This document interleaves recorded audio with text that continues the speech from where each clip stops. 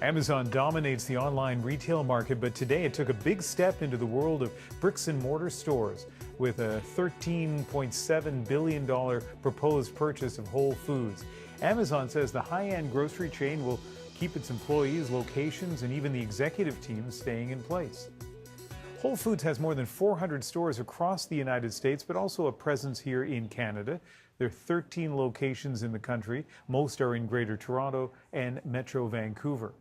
The grocery chain bills itself as the world's healthiest grocery store with a focus on organic produce and healthy options, but so expensive, some jokingly call it whole paycheck. Mark Satov joins us now, a strategy advisor. And Mark, what do you think of this deal? Well, I think it's not a surprise. I think a lot of people have been wondering both what Amazon was going to do to get deeper in grocery and what Whole Foods was going to do. They've had an interesting few years, not always upward. To me, the main thing that this proves, which I've been saying for a while, by the way, is that online grocery is not easy. Because when you look at it, you sort of say, if Amazon could have done this without cutting a $14 billion check, for sure they would have. But they realize that they can't just take their model and export it to grocery. And everybody around the world is struggling with online grocery. They sort of assumed it was going to happen. The big grocers are trying to do it. The online players are trying to do it. And it's just not happening because the economics are tough. And it's hard to break the routine of a customer who actually wants the experience of shopping in a store. So what does Whole Foods give to Amazon? Well, they give them, first of all, a real brand in food, and they give them access to the Whole Foods private brands and all the brands that Whole Foods has. They do give them a physical presence. I think when they buy Whole Foods will do a little bit more online, and the Whole Foods product line will show up more online. And Amazon gets to really be in the food business because they're sort of in it today, but they're going to be in it in a much bigger way. Some people have been talking today, all the analysts, about the fact that, what they're really getting with this deal is 431 nodes for distribution, last mile distribution. I disagree with that, actually. I think if they wanted to have places to do pickup, local pickup, they could do it a lot cheaper than buying this chain for $14 billion. Certainly, they could plant their own 431 Amazon kiosks around the U.S. for a lot cheaper than that. So I don't think it's about that. I think it's about making a statement and being in the food business and having food knowledge and food brands. But I don't think they're going to stop here because I think they're going to continually find that the grocery world does not translate online, at least not the way other categories do.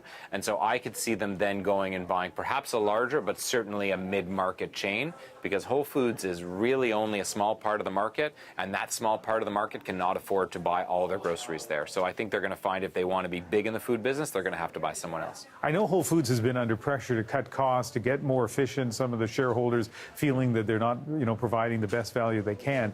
Just on an anecdotal level, visiting the Whole Foods in BC, and this is just along with Ontario, they're only in 2 provinces in Canada. They seem awfully busy. The people who are there seem to, to be very loyal. Yep. Are we going to see changes, do you think, in, those people who are watching, who are Whole Foods customers? Will they see changes? I don't think they will, and I hope they don't. Amazon does not understand the grocery business from a bricks and mortar standpoint. Whole Foods does. It's a different model than a larger grocer.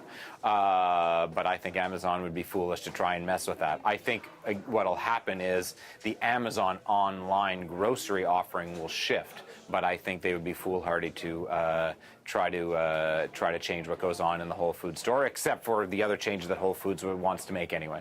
And so is this a promising sign for the future of bricks and mortar, or is the supermarket business kind of the exception?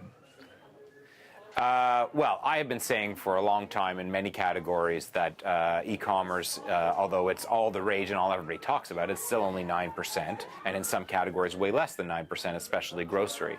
And so I think what we've seen with Amazon over the last few years is them recognizing that they can't own the world, and they want to own the world. You can't own the world online, because for certain occasions and for certain people, a trip to the store is the best way to get it done and what they want. And so we see them experimenting with bricks and mortar and other categories, and I think this is just a continuation of that, again, in addition to a sign of their frustration in their ability to penetrate online grocery. Well, as a guy who still likes walking the aisles in a store, it's good to hear that there's still a future there. Mark, thank you very much. Pleasure.